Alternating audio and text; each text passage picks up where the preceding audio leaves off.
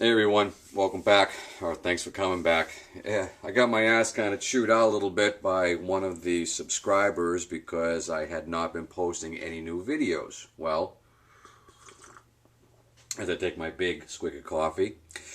Well, my life does not revolve around posting videos on YouTube, though I do enjoy looking at everyone's videos and hearing their opinions on certain firearms and firearms techniques. And like I've said in the past, everyone has their opinion, and it's amazing how many professional gunsmiths and product analyzers and trainers there are. And I just pick apart what they say, but it's YouTube, so the doors are open. Anyways, someone asked me the other day about some SIGs because, like everyone knows, I used to work for SIG as their special weapons coordinator attached to the law enforcement division. I do like Sig Sauer. They're not far from where I live, probably about a 35-40 minute drive. And at one point, I had a really nice collection of different types of SIGs and various models and caliber variations. So someone asked me the other day the differences between some of the earlier West German versions or the carbon steel slide versions opposed to something that came in later on, which was the all stainless steel. And they wanted to know if there were any benefits of the stainless steel opposed to, say, the carbon slide.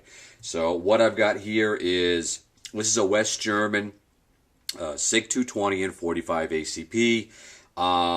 What's really nice about this particular firearm, it's got a really great story. And a lot of you guys are probably too young to know this guy, but there was a famous wrestler out of Massachusetts that he did the circuit with the WWF many, many years ago. His name was Killer Kowalski. Well, this is Killer Kowalski's 220. I was in the right place at the right time. The gun is really flawless. It's an unfired condition, nil wooden grips on it. The gun's just beautiful.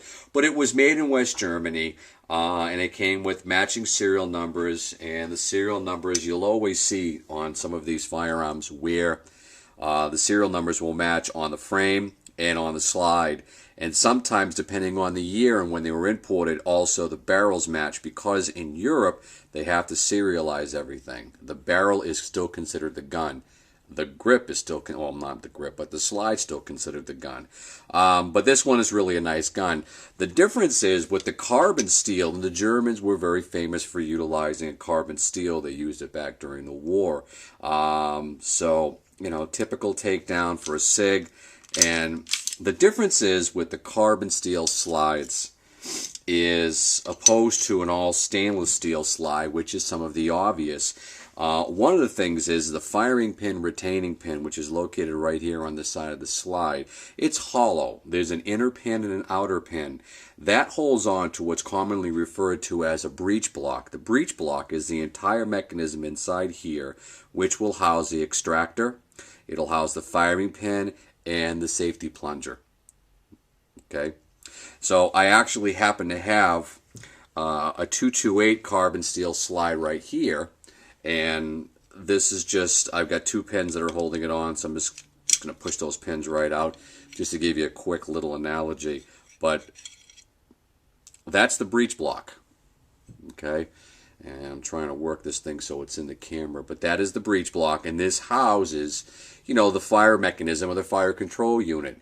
And what they did is, because this has a double roller pin, an outer pin and an inner pin, the original design was made for standard ammo. All of a sudden, they started coming out with a plus P ammo. The original designs were not necessarily designed to handle the pressure rating of plus P ammo, whether it be 9, 40, or 357, or 45 ACP. What was happening is they were having a couple different problems. One of the problems is the two roll pins were actually crushing.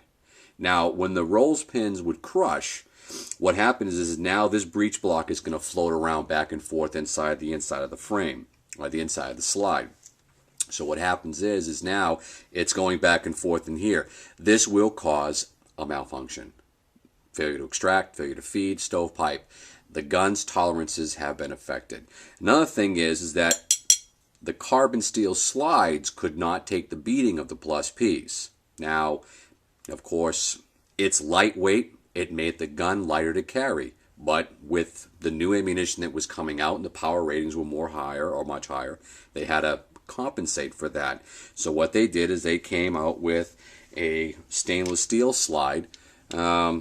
This gun was built for me when I worked at Sig, so you can't buy it anywhere. It's a little bit of everything, but basically it's an all stainless 226, stainless receiver, stainless slide.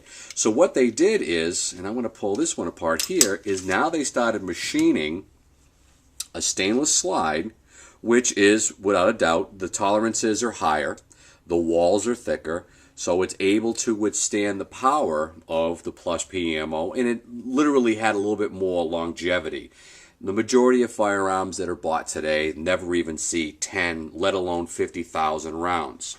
And the stainless slide, of course, it's heavier, it's more durable, and it will absorb some of the recoil. So there was some benefits of going with the stainless steel slide. And they went over to an external extractor. Okay. Now, myself personally, if the extractors aren't broken, internal or external, there's been a lot of firearms that have been manufactured throughout the years that had both an internal or an external extractor. Colt's been using, different variations. Browning High Power's been using different variations. But Sig went over and they had changed over to an external extractor, opposed to the internal, which was part of the breech block here. All right. So when it comes right down to it, it's all about what you prefer, what you like. Whether you like the newer versions made in Exeter, New Hampshire, which is an all stainless version, or if you like something that has a little bit more of a mystique to it, which is going to be the carbon steel. Now, there are some diehard guys that will look at this and they'll say, well, there's always been an argument which is better quality, the original stuff that was being made in Germany or the stuff that's being made now. And I'm asked this question a lot. And I have a really hard time answering it honestly because it looks like I'm trashing the company that I used to work for. I think across the board, no firearm is manufactured the way it was 20 years ago. If you want something that will work regardless, Glock's the way to go. You want something in a long rifle that's going to work regardless, an AK is the way to go. Everything else is a little bit more finicky. The tolerances are tighter and stuff like that. But when it comes right down to it, I happen to like the older style Sig products. I think the quality is a little bit better.